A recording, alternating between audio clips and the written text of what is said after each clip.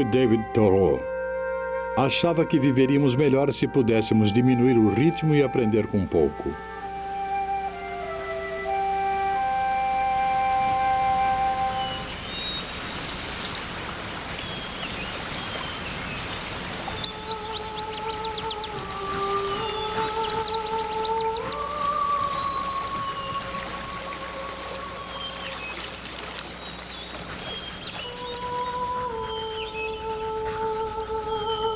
Here was somebody who really shared my intuitive understanding of what the forests were. It wasn't just a source of cheap lumber. It was something real, something alive, something that had dignity. I think Walden is one of the greatest books to come out of the 19th century and maybe to come out of the American literary tradition. It's become a part of the American imagination even for those who haven't read it. Walden.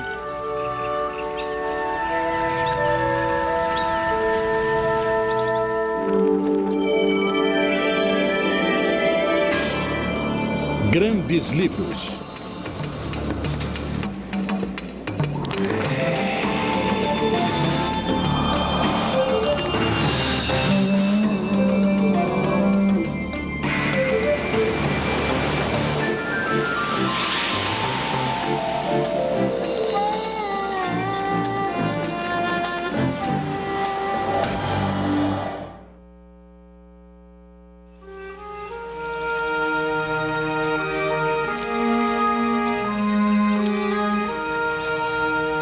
No dia 4 de julho de 1845, Thoreau abandona o competitivo mundo e faz sua pessoal declaração de independência.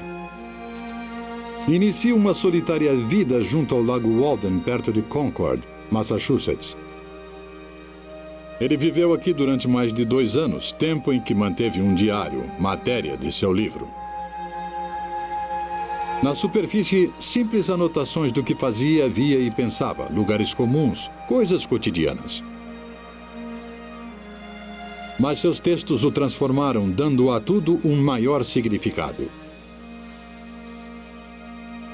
Em um nível mais profundo, Walden é uma jornada espiritual em busca de si mesmo e um apelo para as pessoas deixarem um pouco de lado este mundo competitivo.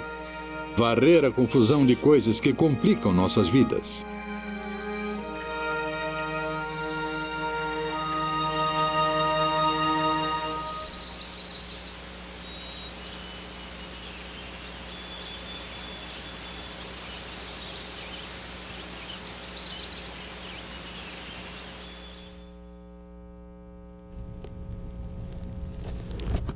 O livro tinha 17 capítulos, com simples tópicos, usando apenas 39 palavras, um modelo de brevidade. É também um livro escrito com paixão, eloquência e humor. Um crítico achou Walden de particular relevância para os jovens que, como Thoreau, ao penetrar as florestas, ainda tinham de conquistar sua independência, mas ainda assim buscavam para si mesmos seu lugar no mundo. Muitos hoje conhecem frases de Thoreau sem saber quem as escreveu.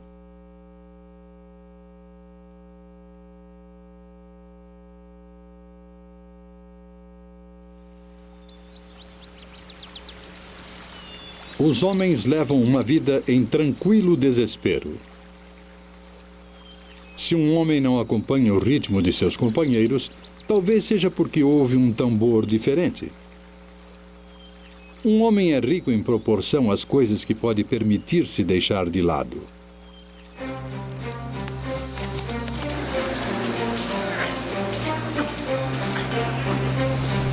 Thoreau escreveu também sobre o mundo ocidental que agoniava diante da Revolução Industrial. Na Europa e na América, operários começavam a se rebelar contra as crueldades e excessos daquela revolução.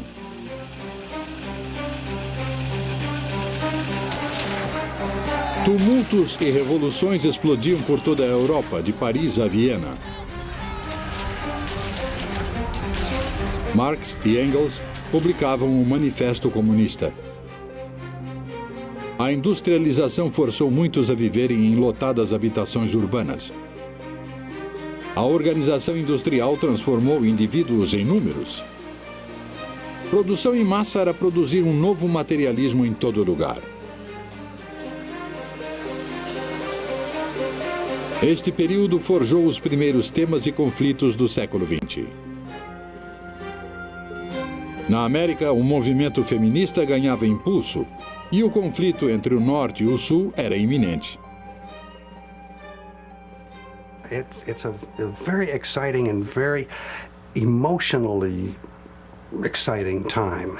It's the 15 years before the Civil War. And while that sounds like a long time, the anti-slavery movement is drumming, drumming, drumming. And the whole feel of trouble is in the air. Concord era um ponto anti-escravatura.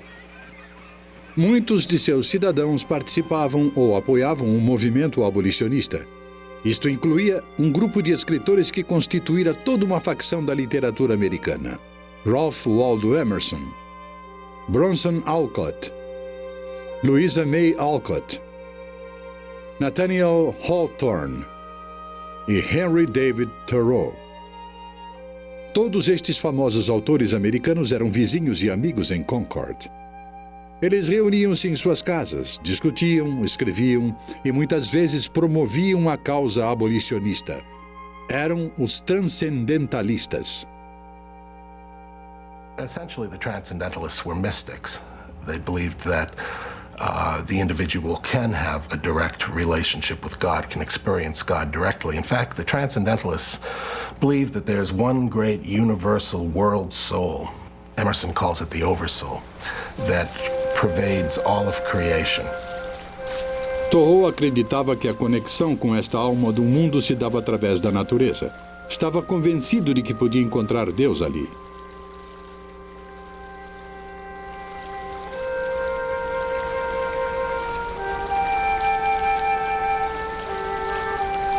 Ele também achava que podia encontrar a verdade na natureza e viver segundo seus princípios. Thoreau said that the world rests on principles, and he did not believe that we can compromise these higher principles and pursuits, that they are the highest reality, in fact. Tom Blanding pode parecer Benjamin Franklin perdido no tempo. Na verdade, ele reside em Concord e tornou-se um especialista sobre o filósofo com uma coleção de arquivos cobrindo os dias da vida de Thoreau. Well, welcome to you all. Ele também ilustra turistas. Blanding é respeitado por seu detalhado conhecimento não só da vida de Thoreau, mas do transcendentalismo e seus defensores em geral. Okay, thanks. It began as a movement within the Unitarian Church here in some of the churches in eastern Massachusetts, as a reform impulse against the rather dry, rational approach to religion that the church was taking at that time. É aos transcendentalistas que Concord deve sua fama de lar do que a história literária chama de Renascimento americano. Claro que a cidade já tinha um lugar especial na história americana quando Paul Revere gritou: "Os ingleses estão vindo!" Vieram daqui.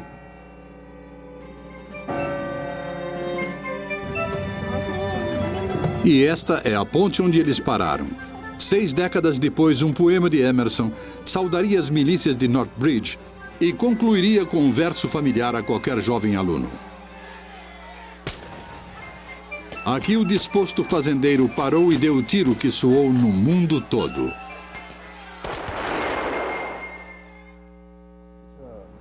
Mas Emerson e Thoreau achavam que a América declinava desde a época de seu nascimento. Thoreau achava que o país perdera seu caminho ou sua alma e criticava questões morais como escravidão e imperialismo. Emerson era amigo e mentor do jovem Thoreau, apesar de os dois serem muito diferentes. Thoreau era um individualista que se recusava a fazer concessões na vida cotidiana. Emerson era um gentil nobre. Foi nas terras de Emerson que Thoreau construiu sua cabana na floresta e passou a viver sua experiência de uma existência simples.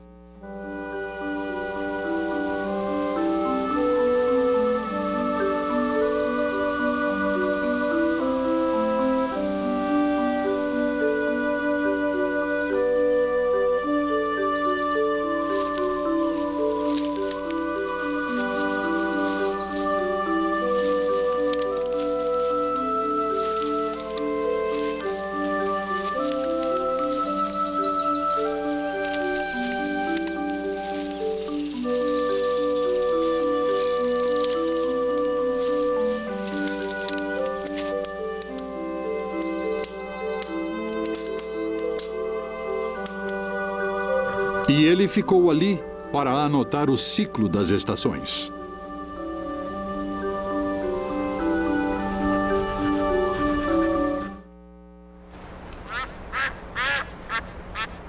Muitos imaginam Thoreau como o ermitão de Walden, recluso, fazendo tudo para si mesmo.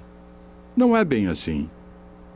We always used to wear these buttons that said Thoreau went home on weekends, and which it's certain that he did. And he went home, for example, for 6 weeks while the plaster was drying out in the cabin. I mean, he went in and out of it. This was not a hermitage. What Walden symbolizes is a balance between civilization and nature. Thoreau didn't move to a primitive landscape when he moved to Walden. It was only 1.5 miles from the village. He had society at his elbow.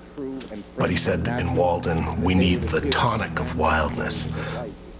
He hosted the Anti-Slavery Society picnic, and he had friends out there, friends who passed through, friends who spent time. He had the animals, but it was essentially him. And that was really the point, because his idea of reform is that you don't reform communities, you don't reform crowds, you reform people one at a time, and you reform yourself.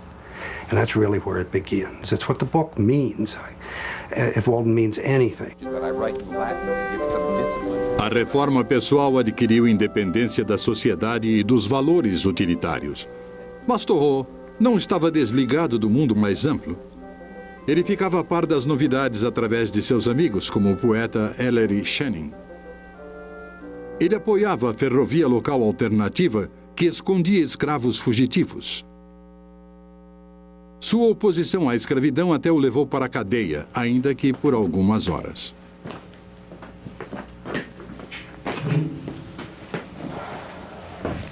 Thoreau went to jail for refusing to pay his poll tax, the voting tax. It was a matter of conscience for Thoreau. It was a symbolic protest against the U.S. government that was waging the Mexican War. He felt to extend slave territory. And Thoreau would not cooperate in any way with the evil institution of slavery.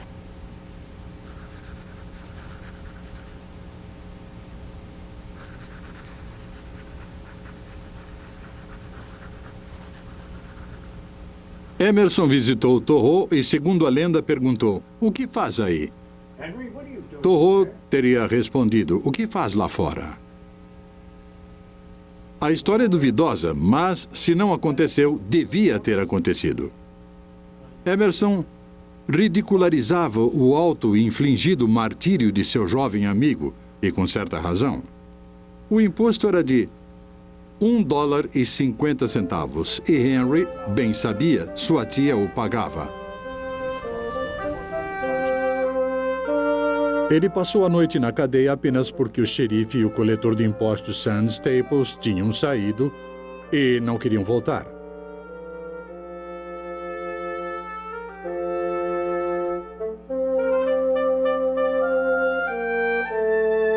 Não foi sequer um gesto original.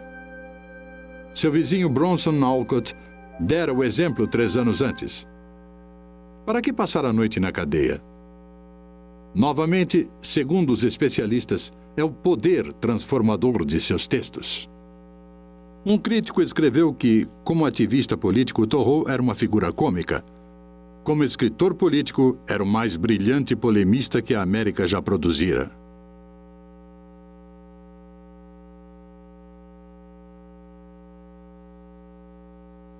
O resultado deste episódio foi uma das grandes obras da literatura e filosofia política americana, a desobediência civil.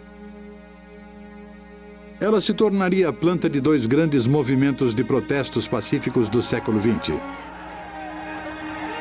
A libertação da Índia de Mohandas Gandhi e a cruzada americana pelos direitos civis de Martin Luther King. Os 2 líderes afirmavam que Thoreau os influenciara. King estava fascinado com a ideia da não colaboração com um governo injusto quando considerou os boicotes que lideraria em Montgomery, Alabama. Sobre a desobediência civil, escreveu: "Lembro como fiquei tocado ao ler pela primeira vez esta obra na escola. Eu me convenci de que o que preparávamos em Montgomery estava relacionado ao que Thoreau expressara. Estávamos apenas dizendo à comunidade branca que não podíamos mais colaborar com um sistema maléfico." Claro que para King as ideias de Thoreau custaram-lhe mais do que $1,50 e uma noite na cadeia.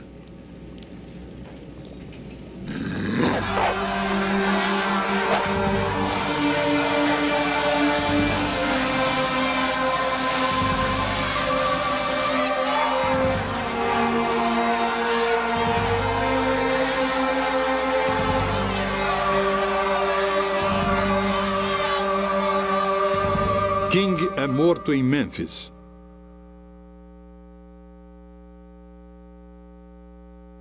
Aliás, o ensaio de Thoreau não discutia o tema da violência contra a não-violência. Ele pode ter preferido a não-violência, mas a questão não foi colocada, e é uma ambiguidade que permanece. Num discurso em 1859, Thoreau defendeu fervorosamente o militante abolicionista John Brown, que praticara violência em um local chamado Harper's Ferry e estava para ser enforcado. Henry David Thoreau foi um contemporâneo de Abraham Lincoln, mas não tinha nascido em uma cabana, nunca trabalhara na ferrovia, nunca passara por sérios perigos ou dificuldades. Nascera em Concord, filho de pais educados, classe média, que viviam imersos na civilização. Thoreau came from quite a remarkable family. They were active abolitionists. They were a very well-read people. His mother ran a boarding house. His father was in the pencil business. And Mrs. Thoreau had a very strong personality. She could be very outspoken, very plain-spoken. Also a very feeling and compassionate person with a very strong will. Às vezes forte demais para Henry. Cynthia Thoreau não gostava de Ellery Channing e deixava isso claro. O pai de Henry, John, possuía uma lucrativa empresa de lápis e mandou Henry para Harvard, a apenas 25 quilômetros dali. Após a faculdade, Thoreau voltou para Concord, passou a dar aulas e logo começou a ter os problemas que lhe pareciam adequados. He refused to flog his students, and this became an issue over which he resigned, leading to his not having any work to do. It just comes and it goes, and it's warm and it's hot and it's all things in between. Thoreau ajudou seu pai nos negócios, mas não se satisfez. Ele precisava de outra coisa. And he established a private school with his brother John. And this, for a time, gave him a chance to also work on his writing. But out here, there's always something new. Também era época de pensar em casamento, mas isso não ocorreu. Ele nunca se casou. Nunca teve uma namorada. Uma vez propôs casamento. Ele e seu irmão John se apaixonaram por uma jovem chamada Ellen Sewell. John a pediu primeiro. Foi rejeitado. Henry decidiu tentar sua sorte. Recebeu a mesma resposta. O pai da garota, um conservador padre unitarista, parecia estar por trás das negativas. Ele não gostava dos transcendentalistas mais radicais. Em outra época, Henry, que faria da casa de Emerson seu segundo lar, parecia ter sido atraído pela esposa de Emerson, Lydian. Não deu em nada. Ele aparentemente permaneceu no celibato por toda a vida. Claro que o celibato hoje, fora do sacerdócio, sugere tendências homossexuais.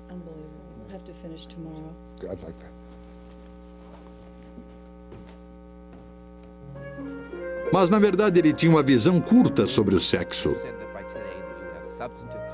Ellery Channing gostava de contar piadas sujas, o que Henry odiava.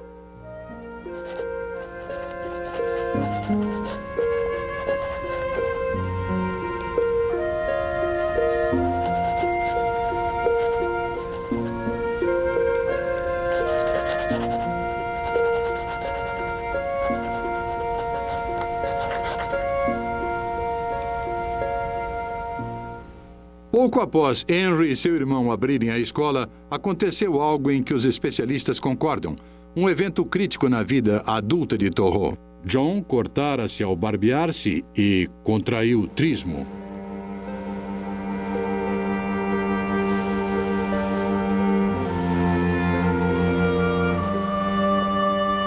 A few days later, his jaw clamped shut and he couldn't get any food down. They sent for specialists from Boston who came out. There was nothing they could do. They said he's going to die. 10 dias depois, John morria nos braços de Henry. This affected Thoreau so deeply that shortly after John died, he came down himself with a sympathetic lockjaw. É de se pensar se Walden não teve um elemento de fuga.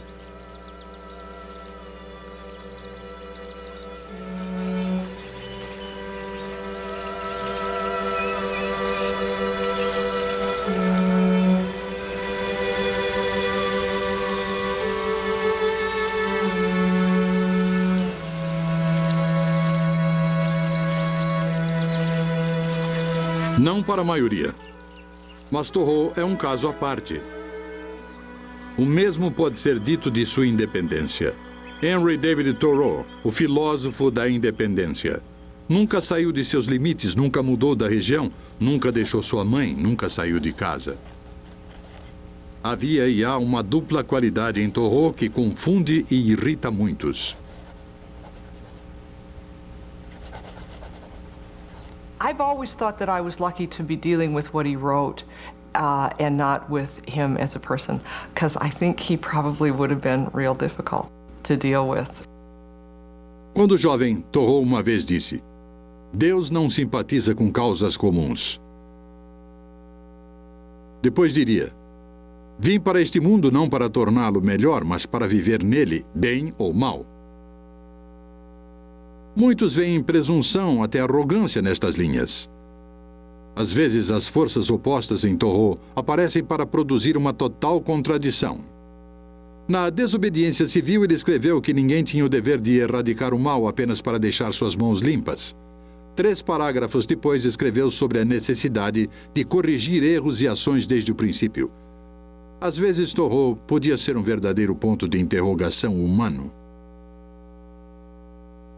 Thoreau doesn't give you very many answers. He raises lots of questions. I think that may be another reason people are not always happy with him. Poderíamos perguntar que tipo de democrata escreveria tal frase. Qualquer um mais de direita que seus vizinhos constitui a maioria de um, e isso parece responder por si mesmo. Thoreau, no fundo, não era democrata. Platão, que preferia o reino dos reis filósofos, teria entendido. Por fim, muitos sentem que a permanência de Thoreau na solidão, sua ênfase em si mesmo, revela um básico egoísmo. It is self-regarding in a way, but it's self-regarding because Thoreau thinks that your starting place for reform is yourself, and that it's a little hypocritical simply to start with the reform of other people. Mark Twain has some caustic things to say about that, too. He says nothing needs reforming so much as other people's habits. Quem é o verdadeiro Thoreau? I don't think there's any way we can know the real person anymore. The real person's gone. And I don't think any one person who was a friend of Thoreau's knew the whole real person. What we have is what he wrote.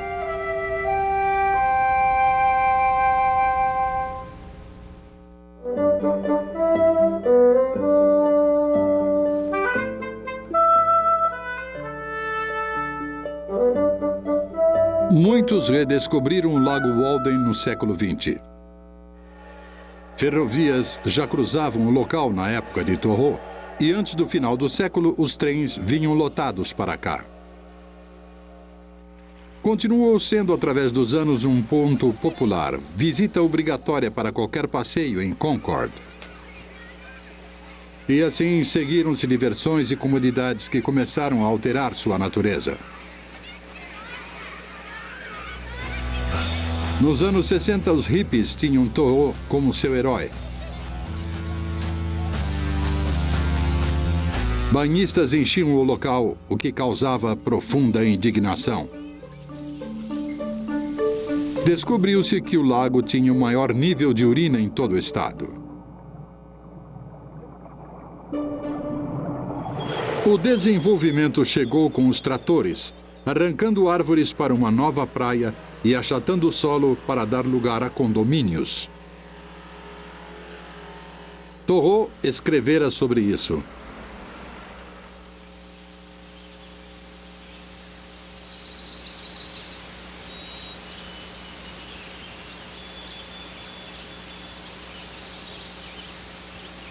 Um pequeno grupo de cidadãos locais ficou muito assustado e montou uma defesa para o Lago de Henry.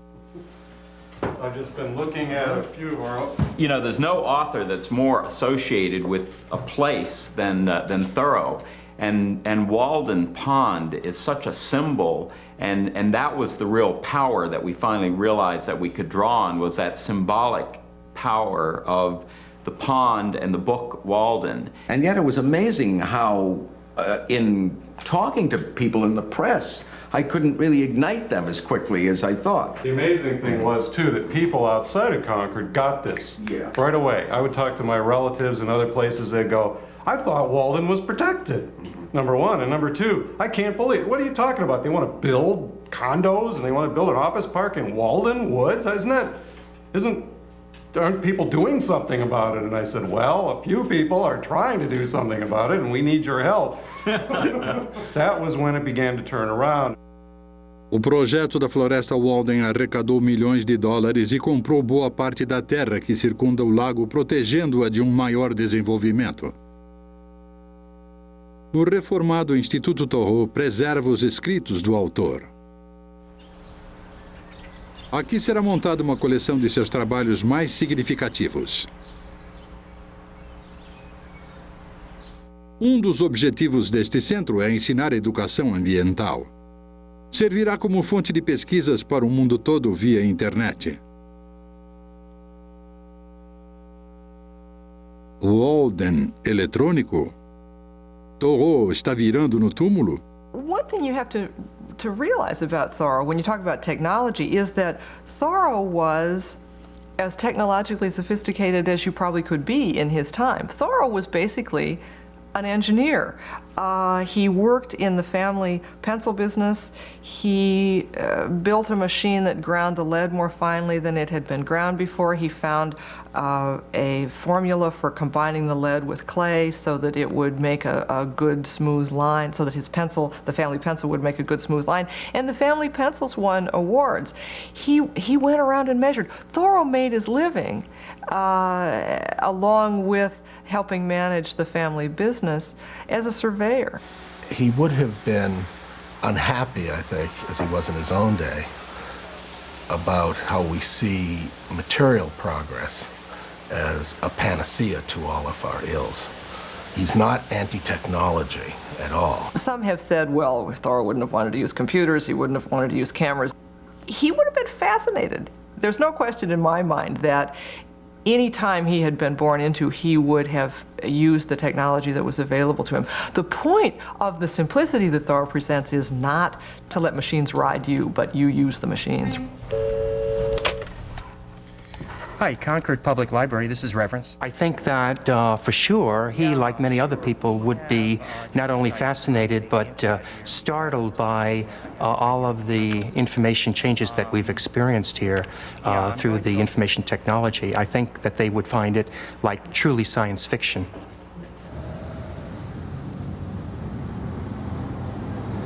E há a questão do excesso. Simplificar significa que o excesso está fora. Mas o excesso Walden existe em Concord.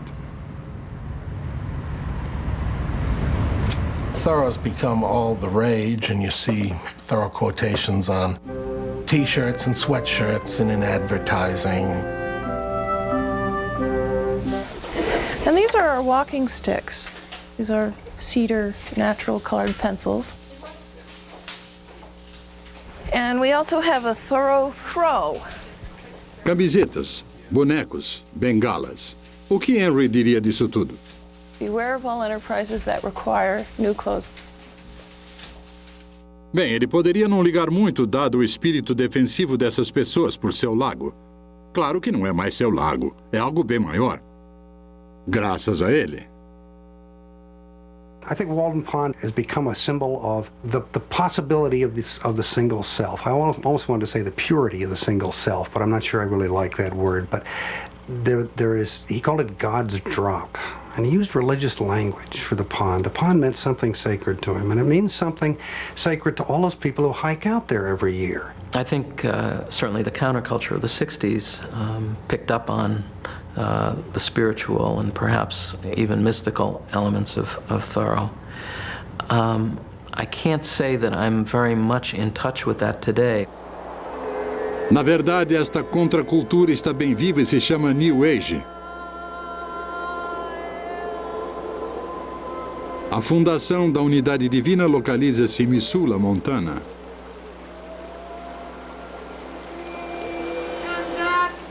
Sua fundadora chama-se Deborah West. Como Thoreau, ela e seu grupo buscam unidade espiritual, apesar de usarem métodos diferentes. What am I trying to do with Mother Earth here this morning and with the folks that are gathered here? There's quite a bit of talk about ascension and what does it mean? Does it mean shifting consciousness? Does it mean some kind of massive upheaval on this earth? What does it really mean?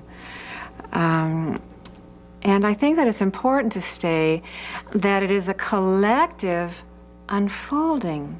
The great brotherhood of light, the angelic... A experiência estática dessas pessoas pode ser o que Thoreau escreveu em Walden. Ou pode não ser. O que ele diria sobre isso? Will issue forth the will of the one.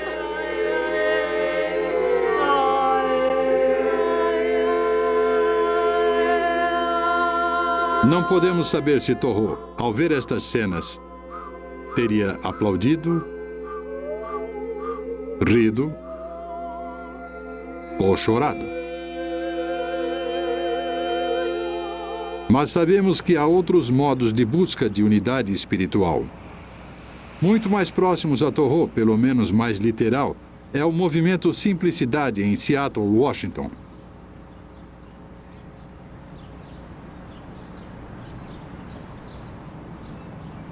Clutter.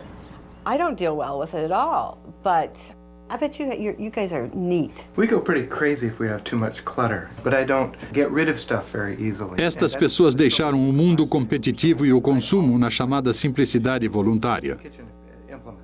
São pequenos grupos ou círculos que se encontram para apoiarem uns aos outros enquanto tentam simplificar suas vidas. I'm surprised at how many people, when they say, I ask, why are you interested in voluntary simplicity? Clutter is at the top of their list. And I think, wow. But somehow it frees your mind up when you get rid of all this stuff. It's so strange to see how excited people get about this phrase, voluntary simplicity. Most of it is that people feel that they have no time, but it isn't just the lack of time, it's the fact that they don't feel excited about life. They don't feel like, this is it. And what they find is the more affluent a country is, the less community there is, the more labor-saving devices people have, the less time they have. And so it's like there's a certain ratio. You have to figure out just how much is enough, how much makes you happy. When you go beyond that, it takes over your life and you're not really enjoying your life. For years, my profession as a physician was very challenging, so I didn't really have much time or energy for anything except work. By cutting back, we're able to go for walks, hour walks, several times a week, spending time with friends, just digging in the garden. Well, they should cut them back a little more. To me, the reason voluntary simplicity is so intellectually exciting is because it reflects so many themes. People's desire to live the authentic life, people's desire to have community, people's desire to have time for reflection. So it brings everything. It means you examine everything you do. Oh, somebody did it. Hi. So voluntary simplicity is kind of this movement for connection, like it's connection with self, with others, with nature, and with a whole kind of a connection with a new kind of spirituality, a new kind of sense of the universe, not a traditional religion, but a sense that there is a connectedness in the universe, and nature is part of that. And somehow we've been cut off from that in the way we've approached our lives.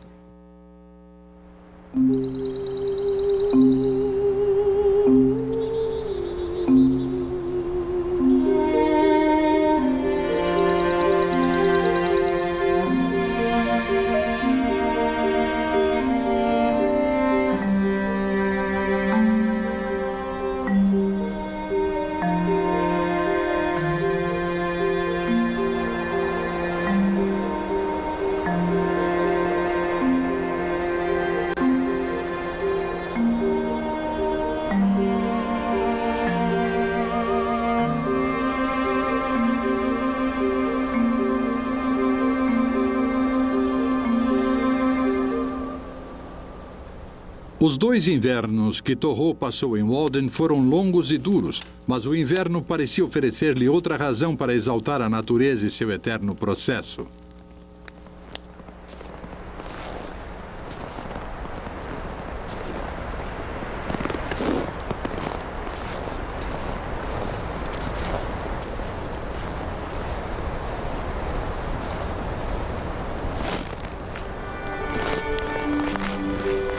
Finalmente o gelo começou a partir e derreter, o sinal da primavera. A promessa de renovação. Thoreau descreve isso com uma frase que lembra a Páscoa original.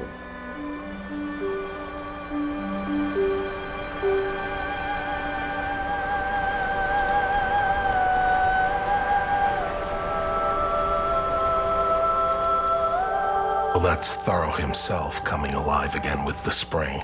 And hopefully by this time the reader, too, is finding new spiritual growth, new inspiration for his life as well from having read this book.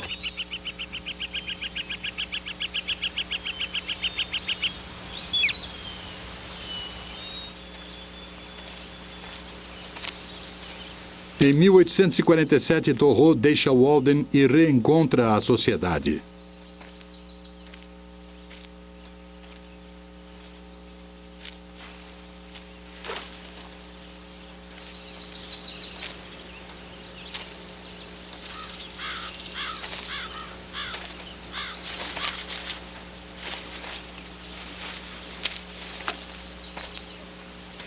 Ele tinha outras vidas para viver e livros para escrever. Voltou então para Concord, onde passou 7 anos escrevendo e reescrevendo Walden. The book became not only about the Walden experience, but came to be about Thoreau's life and struggles and challenges and victories in the time between when he came back from Walden Pond and when he finally published the book. Isso foi em 1854. Já publicara A Desobediência Civil em 1849 e viveu bastante para ver a questão da escravidão iniciar uma guerra civil. Em 1862, ano da proclamação da emancipação, Thoreau contraiu tuberculose.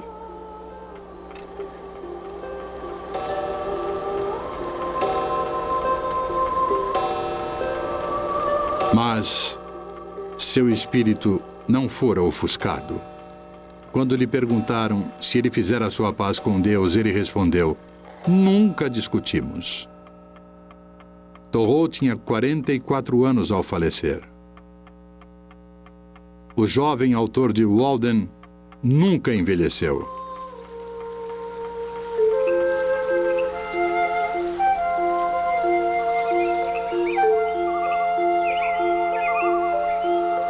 Thoreau, I think, was very much at peace when he died. I think that he was ready to die.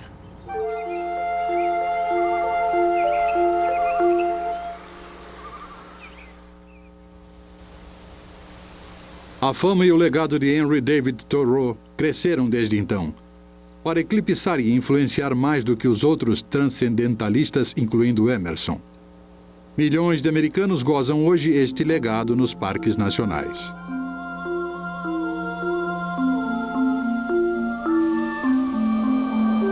I think everybody traces the conservation movement back to Thoreau, who, in a piece called Chisuncook, says, why can't we set aside some of our lands for national parks? He's the first one to actually put it in words. And it's Thoreau's disciple, John Muir, who is so effective in setting up the Sierra Club and founding the first of the parks out west. Thoreau também foi pioneiro ecologista, com um forte senso de interdependência das coisas na natureza. He wrote a piece called The Succession of Forest Trees, in which he makes an argument about why it is that oaks come in where there were pines before and pines come in where there were oaks before. And he explains it by how the squirrels have handled the seed. But he is interested in how the different things in the world relate together, and that's what ecology is. And he is one of the beginners of that. Thoreau saw the wonder in everyday things, and he saw the work of God in the details of nature that he studied. I think one of the things that we've lost, and maybe the faster pace of life has the biggest contribution to this, is the ability to see that kind of wonder in mundane details. Instead, we want to believe in spaceships. Pode ser que com nosso passo acelerado, nossos celulares, nossos velozes carros, nossa total imersão nas coisas materiais, Henry David Thoreau se recusasse a ter algo a ver com o mundo moderno. Ou talvez não. The last thing Thoreau would have wanted to have been, I think, is limited to the 19th century. He would not, in my view, be wanting us to give 19th century answers to 20th century questions. Qualquer que fosse a ideia de Thoreau sobre o presente, suas influências foram consideráveis. I think Walden is one of the greatest books to come out of the 19th century and maybe to come out of the American literary tradition altogether.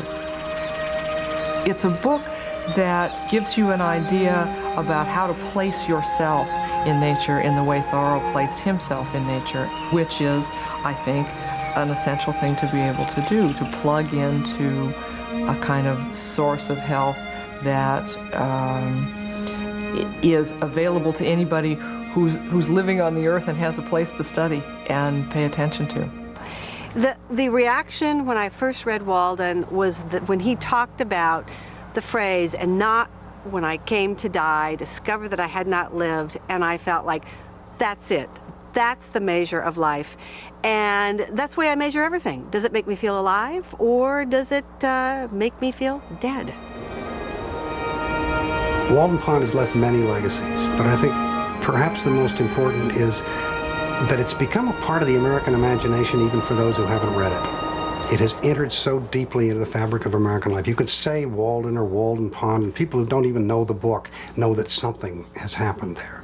And they know that that something had to do with somebody going off, taking a little time out from life, taking a moratorium, finding himself or herself, and then coming back into the world. And I think Walden Pond stands for that moment of crossing the threshold. It's a kind of rite of American passage.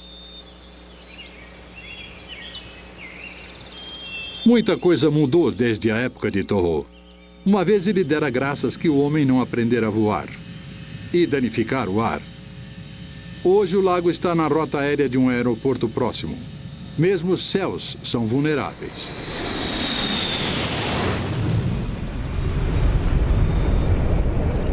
Mas para muitos, os atuais e contínuos passeios pela natureza tornaram Walden ainda mais relevante. Pois Thoreau acreditava, e muitos hoje acreditam como ele, que a individualidade se encontra na unidade. Que esta civilização precisa de sua região inculta e que todos precisam de algum estado selvagem.